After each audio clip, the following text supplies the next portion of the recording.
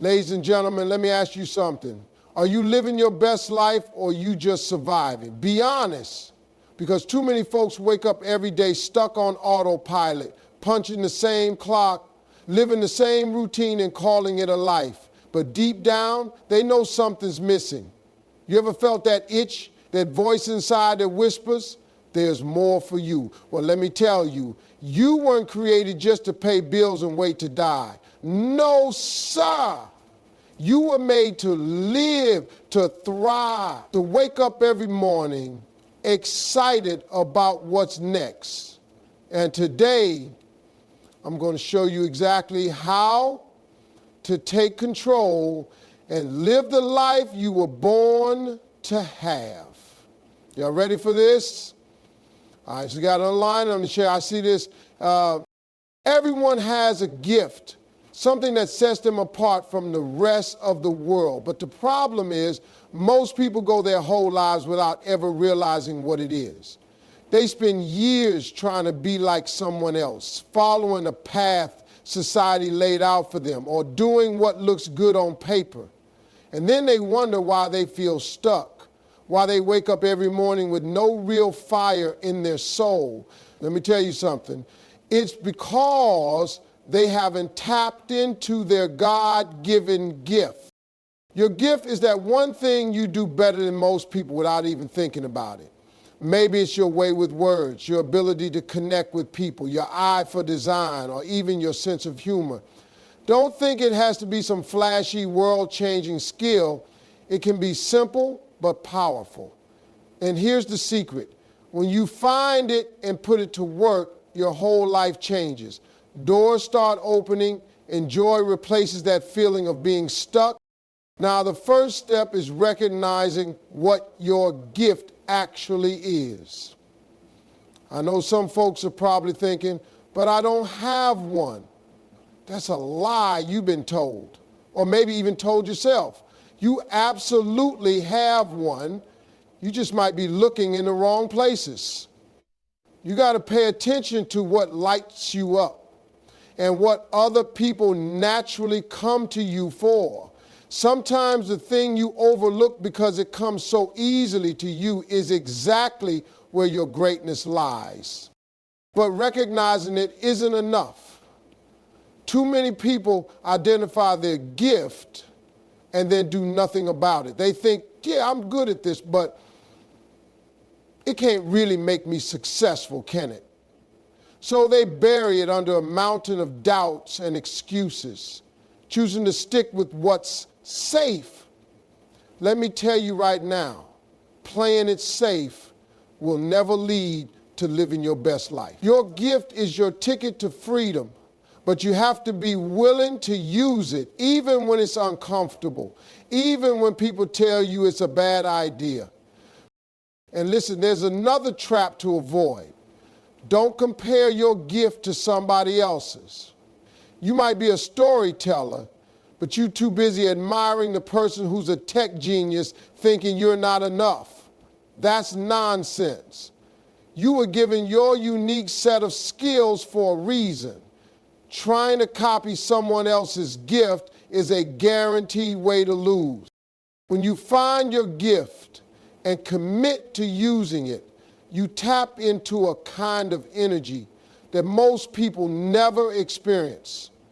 Work stops feeling like work. Challenges become opportunities, and success starts chasing you instead of the other way around. That's what happens when you're living in alignment with your purpose. And that's when you start living your best life. So here's what I need you to do when you leave here today. Think about your gift. Be honest with yourself and don't dismiss it. Write it down, speak it out loud, own it. Then start looking for ways to use it every single day. Because trust me on this, when you work in your gift, you stop living in survival mode and start living in success mode. And that's the only way to truly live your best life. Nothing grows in comfort. If you're sitting around waiting for success to come while staying inside your little bubble, let me tell you right now, you'll be waiting forever. Growth and greatness live on the other side of discomfort. It's in the moments when you feel uneasy, uncertain, or downright scared that you find out who you really are and what you're capable of. The problem is most people spend their entire lives running from discomfort. They want the results without the struggle, the success without the grind. But that's just not how life works. Let me break it down for you. Imagine a seed. If you leave it on a shelf, it's never going to grow into a tree. It has to be buried in dirt, surrounded by darkness, and pushed through the soil before it can reach the sunlight. That's you. If you want to become the best version of yourself, you have to be willing to go through that uncomfortable process. Nobody ever achieved greatness by staying where it's warm and cozy. I know what some of y'all are thinking, but I hate feeling uncomfortable. Of course you do. Everybody does at first. That's your brain trying to protect you from risk. But the truth is, that discomfort is where all the magic happens. The first time you try anything new, it's awkward. You doubt yourself, and it feels like you don't belong. But if you keep pushing through that feeling, instead of running back to what's familiar, something incredible happens. You grow stronger, smarter, and more confident. Think about learning to ride a bike. At first, you wobbled, fell, maybe even scraped your knee. But you didn't quit because you wanted the freedom that came with riding on two wheels. Life is the same way. You're going to stumble, maybe even get a little bruised. But the freedom and success waiting on the other side are worth it. Discomfort comes in different forms. Maybe it's leaving a job that doesn't fulfill you to chase your passion. Maybe it's having that hard conversation you've been avoiding with a loved one. Maybe it's putting yourself out there and risking rejection. Whatever it looks like for you, know this. Every time you choose discomfort over complacency, you're leveling up. You're becoming stronger, wiser, and closer to the person you're meant to be. I'll be honest, discomfort isn't a one-time thing. Even when you reach a certain level of success, there will always be new challenges that push you out of your comfort zone. But here's the good news. Once you learn to embrace it, discomfort stops feeling like a punishment and starts feeling like progress. You start to see it as proof that you're moving in the right direction. So here's what I need you to remember. Don't run from discomfort, run toward it. When you feel that tension in your chest or that voice in your head telling you to quit, that's your cue to keep going. That's the universe showing you that something bigger is on the horizon. And when you get through it, you'll look back and realize that every uncomfortable step was a necessary part of your journey toward living your best life. Failure is part of success. It's the tuition you pay for greatness. Too many people are afraid to fail, so they never even try. They sit on the sidelines, watching others live out their dreams, thinking to themselves, what if I mess up? What if I embarrass myself? Let me tell you something. If you never fail, it means you're not even in the game. And if you're not in the game, you can't win.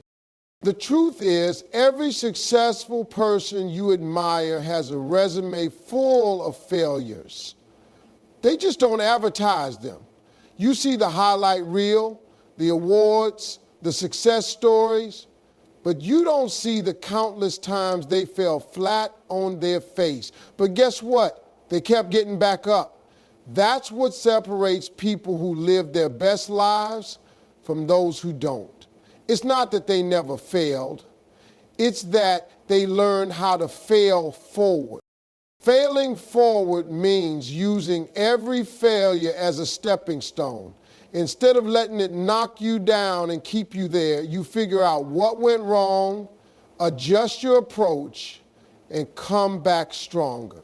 Each failure gives you a piece of the puzzle that gets you closer to success. But here's the key. You have to be willing to learn from it. If you keep making the same mistakes over and over, that's not failing forward. That's just failing. Think about when you were a kid learning to walk. You didn't get it right the first time. You fell, probably hit the ground hard, and maybe even cried a little. But you didn't quit, did you? No, you got back up and tried again. And eventually you were walking, running, and jumping without a second thought. Failure was just part of the process. Somewhere along the way, though, people start to believe that failure is something to be ashamed of. They think if they mess up, it means they're not good enough. That mindset will keep you stuck. The most successful people in the world understand that failure is a teacher, not an enemy. They know that every no brings them closer to a yes. Every setback is just a setup for a comeback. Take Thomas Edison, for example. He failed over 1,000 times before inventing the light bulb. When asked about it, he said he didn't fail. He just found 1,000 ways that didn't work. That's the mindset you need to live your best life. Let me make this clear. Failure is inevitable, but defeat is optional. You only lose when you stop trying. When you give up, you rob yourself of the chance to see what's on the other side of that struggle. And trust me, the other side is where the good stuff is. That's where you find success, growth, and fulfillment. So here's what I need you to do. Change how you see failure. The next time you mess up, don't beat yourself up. Celebrate it. Yeah, I said celebrate it because it means you're in the game, taking risks and moving forward. And as long as you keep learning and keep going, you're never truly failing. You're just on your way to living your best life. Your circle matters more than you think. The people you surround yourself with have a direct impact on how far you go in life. If you're constantly around doubters, complainers, and people who make excuses, guess what? That negative energy is going to rub off on you. On the other hand, if you surround yourself with dreamers, doers, and people who push you to be better, you're going to rise to new levels you never thought possible. You see, energy is contagious. Spend enough time around people who are always talking about why something can't be done, and pretty soon you'll start doubting your own potential. You might have the biggest dreams in the world, but if everyone around you is planting seeds of doubt, those dreams will wither and die. But when you're around people who are thinking big, making moves, and cheering each other on, it fuels you. It lights a fire inside you and makes you believe that anything is possible. Take a moment to think about your current circle. Are the people in it lifting you up or dragging you down? If you're not sure, pay attention to how you feel after spending time with them. Do you leave feeling energized, motivated, and inspired? Or do you feel drained, frustrated, and stuck? That's a clear sign of whether they're helping you grow or holding you back. And listen, I get it. Sometimes the people dragging you down are friends you've had for years or even family members. It's not always easy to distance yourself from those relationships, but your future depends on it. That doesn't mean you have to cut them off completely, but it does mean you need to set boundaries. Spend less time around the people who don't support your growth and more time around those who do. Now, here's the flip side of that coin. You also need to be the kind of person who lifts others up. Be the dreamer, the encourager, and the problem solver in your circle. When your friends or colleagues talk about their goals, don't shoot them down. Push them forward. Create an environment where everyone is growing and winning together. The most successful people in the world have strong networks of positive, ambitious individuals. They understand the power of collaboration and accountability. When one person wins, they all win because they lift each other up. That's the kind of circle you want to build. Don't be afraid to seek out people who are ahead of you in life. If you're the smartest, most successful person in your circle, it's time to level up. Find people who challenge you, who make you uncomfortable in the best way possible because they force you to grow. That might mean joining a new group, attending events, or even reaching out to someone you admire. Remember, your circle is your soil. If you plant yourself in toxic, negative soil, you won't grow. But if you plant yourself in rich, supportive soil, you'll flourish beyond your wildest dreams. So be intentional about who you allow into your life. Surround yourself with people who believe in you, who challenge you, and who push you to be your best. Because with the right circle, living your best life isn't just possible, it's inevitable. Living your best life doesn't happen by accident. You can't just wake up every day and hope that things magically fall into place. That's a recipe for mediocrity. If you want to achieve greatness, find fulfillment, and experience true success, you have to be intentional. That means setting clear goals and having a plan to achieve them. Without direction, you're just drifting through life, letting circumstances control your destiny. But when you take control and move with purpose, you become unstoppable. Let me break it down for you. Goals are like the GPS for your life. Imagine getting in your car with no destination in mind. You'll drive around aimlessly, waste time, and probably end up frustrated. That's what life is like without goals. But when you punch in a clear destination, the GPS gives you turn-by-turn directions. Even if you make a wrong turn, it reroutes you and keeps you moving toward your goal. The same thing happens when you set goals for your life. You create a clear picture of where you want to go and what you want to achieve. And I'm not just talking about career goals. I'm talking about goals for your relationships, health, finances, and personal growth. Every area of your life needs intention. But here's the thing, setting goals is just the first step. You have to back them up with action. Too many people write down their goals, feel good for a moment, and then do nothing about them. That's not how it works. You have to break those goals down into actionable steps and tackle them one by one. Maybe you want to start a business. Great. What's the first step? Is it researching the market, creating a business plan, or saving money to invest? Whatever it is, do it. Don't just sit there waiting for the perfect moment because it will never come. Now, let's talk about discipline because that's where most people fall off. Motivation will get you started, but discipline will keep you going. There will be days when you don't feel like doing the work, when the excitement fades and the grind sets in. That's when discipline kicks in. It's showing up and putting in the effort even when you don't feel like it, because you're committed to your goals. And listen, don't get discouraged if things don't go as planned. Life will throw curveballs. It always does. But that's not a reason to abandon your goals. It's just an opportunity to adjust your approach and keep moving forward. Remember, progress is more important than perfection. As long as you're moving in the right direction, you're winning.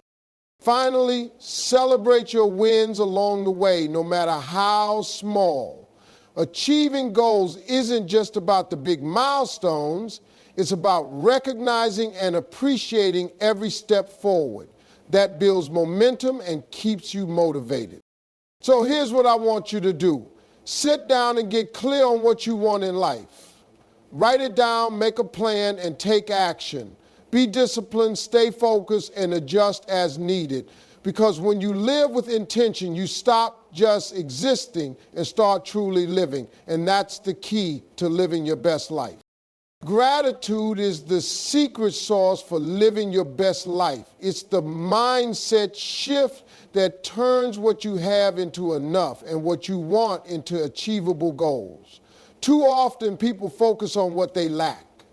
what's missing in their lives, what they don't have yet, or what hasn't gone their way. That kind of thinking creates a mindset of scarcity, where you're always chasing something that feels just out of reach. But gratitude flips the script.